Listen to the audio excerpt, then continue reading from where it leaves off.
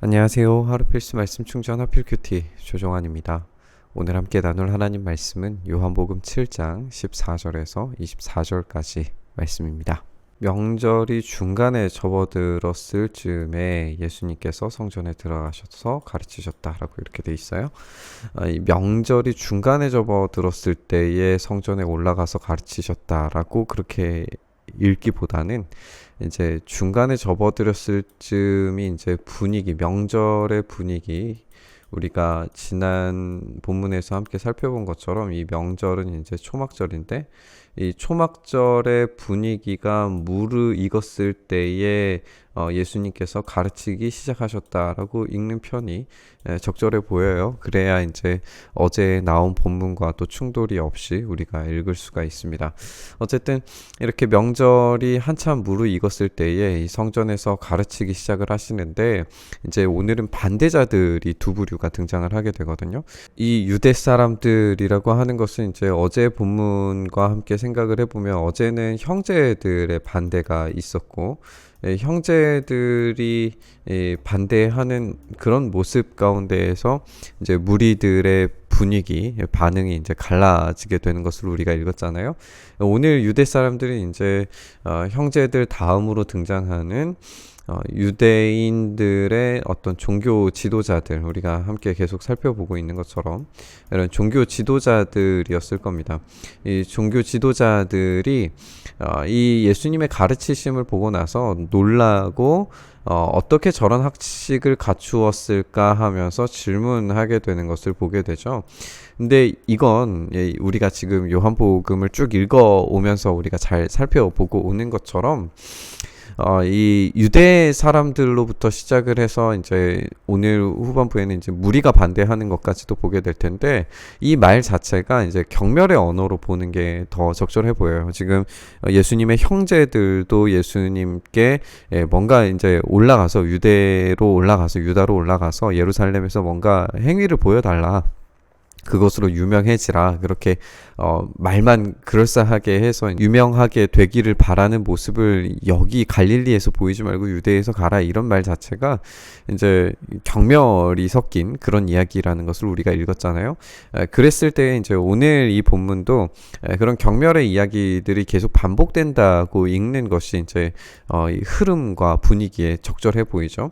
그러니까 지금 이 놀라서 질문하게 되는 것은 진짜 놀라서 질문했다라고 하는 말이 아니라 굉장히 그 사람의 품위를 떨어뜨리고 이 권위에 도전하려고 하는 그런 이야기였으리라고 생각을 하는 것이 적절합니다. 그래서 이제 예수님의 반응도 마찬가지죠. 이제 그런 방식의 지금 이 명예와 수치를 가지고 오는 그런 대화 가운데 있기 때문에 예수님께서 이제 변론을 하셔야 돼요. 이 가르침은 내 것이 아니라 나를 보내신 분의 것이다 라고 이렇게 이야기를 하십니다.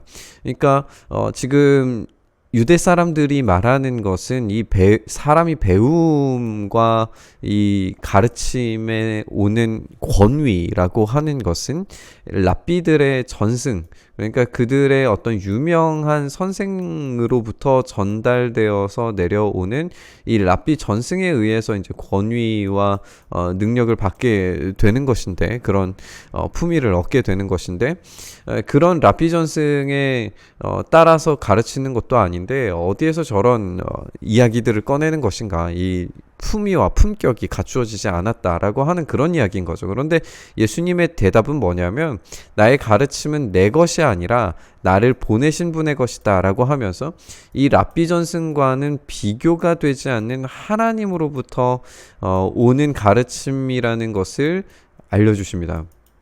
그러니까 이것은 지금 유대 사람들, 이 종교 당국자들이 봤을 때 비교할 수 없는 권위를 지금 꺼내 들게 되는 거죠. 예수님께서 이 가르침이 얼마나 적절한 것이냐에 대해서 이야기하실 때에 27절에서는 하나님의 뜻을 따르려고 하는 사람은 누구든지 이 가르침이 하나님에게서 난 것인지 내가 내 마음대로 말하는 것인지를 알 것이다. 지금 유대 사람들이 지적하는 것은, 그런 학식을 갖춘 것은 자기 마음대로 말하는 것이다. 어떤 권위도 없고 어떤 명예도 없고 품위도 없는 가르침이다라고 그렇게 이야기를 하지만 예수님께서 말씀하시는 것은 무엇이냐 하면 하나님의 뜻을 따르려고 하는 사람이 그 가르침을 실제적으로 실천하게 되면 이게 하나님에게서 난 것인지 마음대로 이야기하는 것인지를 알 수 있게 되는 실천이 곧 증명을 가져온다라고 이야기를 하고 계세요. 이렇게 이제 예수님께서는 하나님께서 주신 그 가르침을 가르침으로써 행위로 증명될 수 있다라고 이야기를 하셨는데 자기 마음대로 말하는 사람은 자기의 영광을 구하고 자기를 보내신 분의 영광을 구하는 사람은 진실하며 불의가 없다라고 이야기를 하시면서 이제 자기 마음대로 말하는 사람은 이 자신이 영광을 얻게 되는 거죠. 자기의 말을 통하여서 자기가 영광을 얻게 돼요. 그런데 자기를 보내신 분의 영광을 구하는 사람은 자기는 낮아지고 자기를 보내신 분은 높여지게 되는 이런 역전의 형상들이 등장을 하게 됩니다. 내가 낮아지면 낮아질수록 이 나를 보내신 분의 영광, 그분의 권위, 그분의 명예 이런 것들이 훨씬 더 올라가게 된다는 거죠.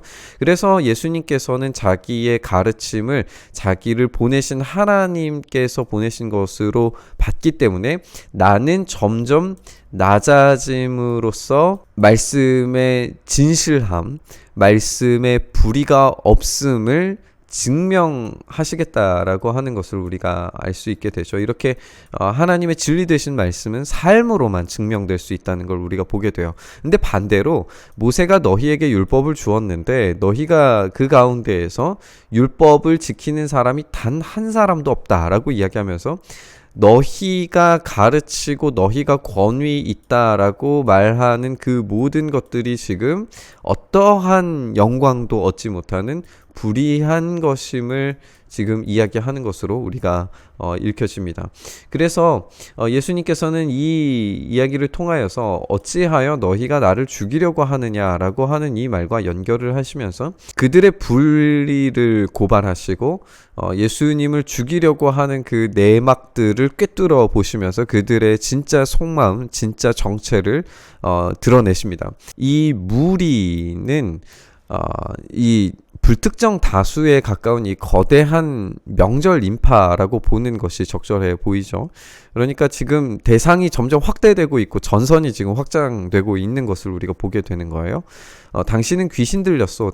누가 당신을 죽이려고 한다는 말이요. 라고 이렇게 이야기하면서 이 무리는 지금 이 대화의 내용을 제대로 이해하고 있는지 잘 모르고 있는 것처럼 보여요. 왜냐하면은 유대인 종교 당국자들은 예수님을 죽이려고 하는 그런 마음을 가지고 있기 때문에 그들의 속내를 정체를 발각시키신 이 예수님에 대한 이 말씀에 대한 이해를 전혀 하지 못했어요. 그러나 그들이 그랬을지라도 지금 이 말 자체가 담겨져 있는 의미 자체가 무리가 지금 귀신이라고 이야기를 함으로써 예수님의 말씀, 예수님께서 가지고 계신 어떤 이 권위와 명예가 한없이 땅에 떨어지는 것을 우리가 보게 돼요. 그만큼의 이제 수치를 가져다주는 그런 선언인 건데 예수님께서 그들에게 말씀하시기를 내가 한 가지 일을 하였는데 너희는 모두 놀라고 있다. 모세가 너희에게 할례법을 주었는데 그 할례는 모세에게서 비롯된 것이 아니라 조상들에게서 비롯된 것이다. 이 때문에 너희는 안식일에도 사람에게 할례를 준다라고 이야기하면서 이제 이 한 가지 일과 그것에 대한 예시를 이제 보여주고 있어요. 이 한 가지 일, 이 안식일에 벌어진 일이라고 하면 우리가 이전 본문에서 읽었던 38년 된 병자를 이야기하는 것이 이제 확실해 보이죠. 38년 된 병자를 예수님께서 안식일에 고치셨고 낫게 하신 일 때문에 지금 놀라고 이것 때문에 비난을 쏟아내고 귀신 들렸다니 잘못하는 일들을 하고 있는 사람이다라고 그렇게 평가를 하고 있는 것인데 예수님의 예시는 뭐냐면 이 할례법을 모세가 주었는데 모세에게서 비롯한 것이 아니라 조상들에게 비롯한 어떤 전통과 명예로서 내려와지는 그런 가르침인 거죠. 이들이 지금 말하고 있는. 그런데 이 전통과 명예로서 이 전달되어 주고 있는 이 가르침이 안식일에도 사람에게 할례를 줌으로써 이 언약 백성 안에 들어오게 만들었다는 거예요. 그러니까 어떤 법률에 대한 우선순위가 어느 순간에는 적용된다라고 하는 걸 보여준 거죠. 이 율법의 우선순위가 어디로 적용되는지, 누가 전통을 만들고 누가 명령을 내렸으며 그 명예를 주었으며 누가 가르쳤냐는 거예요.